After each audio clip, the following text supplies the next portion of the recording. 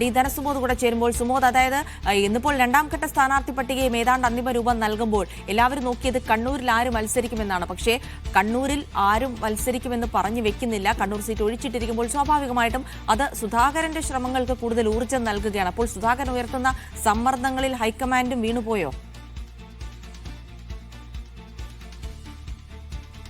ഒരു തരത്തിലുള്ള സമ്മർദ്ദത്തിനും വഴങ്ങേണ്ട എന്നാണ് കേരള നേതൃത്വം തീരുമാനിച്ചിരിക്കുന്നത്. അവരുടെ നേതൃയോഗം ചേർന്ന് ഒരു അഭിപ്രായമായിട്ട് തന്നെ ഹൈക്കമാൻഡിനെ ഇത് അറിയിച്ചിരിക്കുകയാണ്. അതായത് ഇനി ഹൈക്കമാൻഡ് ഒരു തീരുമാനമെടുത്താൽ പോലും അത് കേരളത്തിൻ്റെ അഭിപ്രായത്തിൻ്റെ, കേരള നേതൃത്വത്തിൻ്റെ അഭിപ്രായം മറികടന്നുള്ള ഒരു അഭിപ്രായമായിട്ട് വേണം കരുതാനായി. കാര്യം എം പിമാർ മത്സരിച്ചാൽ വലിയ തരത്തിലുള്ള തിരിച്ചടിയായിരിക്കും കേരളത്തിൽ ഉണ്ടാകുക. അത് UDFന്റെ വിജയസാധ്യതയെ പോലും ബാധിക്കും എന്നുള്ളൊരു കാര്യം തന്നെയാണ് കേരളത്തിലെ നേതാക്കന്മാർ കരുതിയിരിക്കുന്നത്. അതുകൊണ്ട് തന്നെയാണ് അടൂർ പ്രകാശിനോട് ഇക്കാര്യങ്ങൾ പറഞ്ഞ് ബോധ്യപ്പെടുത്തിയത്.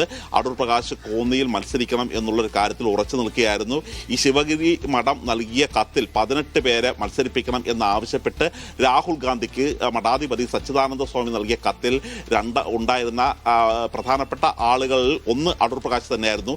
കെ സുധാകരൻ, അടൂർ പ്രകാശ്, VR അനൂപ് തുടങ്ങിയ ആൾക്കാരടക്കമുള്ള 18 പേരുടെ പേരാണ് നൽകിയിരുന്നത്. പക്ഷേ ഇനി അതുകൊണ്ട് തന്നെയാണ് ശിവഗിരി മഠത്തിൻ്റെ ഒരു സമ്മർദ്ദം കൂടി ആഗ്രഹിച്ച് സ്വാമിയെ ഇപ്പോൾ നിരന്തരം ബന്ധപ്പെടാൻ കെ സുധാകരൻ ശ്രമിച്ചുകൊണ്ടിരിക്കുന്നത്.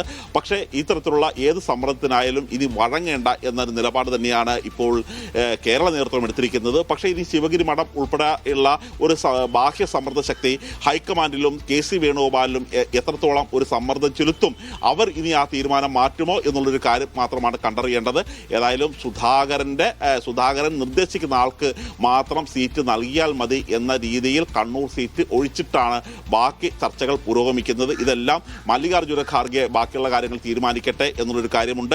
മാത്രമല്ല ഇനിയിപ്പോൾ എൽദോസ് കുന്നപ്പള്ളിയുടെ ഒരു പേര് പ്രഖ്യാപിച്ചിട്ടില്ല. അത് ഇനി ക്ലിയർ ചെയ്യേണ്ടതുണ്ട്. അത് എൽദോസ് കുന്നപ്പള്ളി തൻ്റെ വാദം വിശദീകരിക്കാൻ വേണ്ടി ഡൽഹിയിൽ എത്തിയിട്ടുണ്ട്. അദ്ദേഹത്തിന് തന്നെ ആ സീറ്റ് നൽകാതിരുന്നാൽ അത് യാക്കോബായ വിഭാഗത്തിന് ഉള്ള ഒരു തിരിച്ചടി കൂടി, ആ വിഭാഗത്തിൽ ഒരു പിണക്കുന്ന രീതിയിലാകും എന്നുള്ള ഒരു വാദവും ശക്തമാണ്.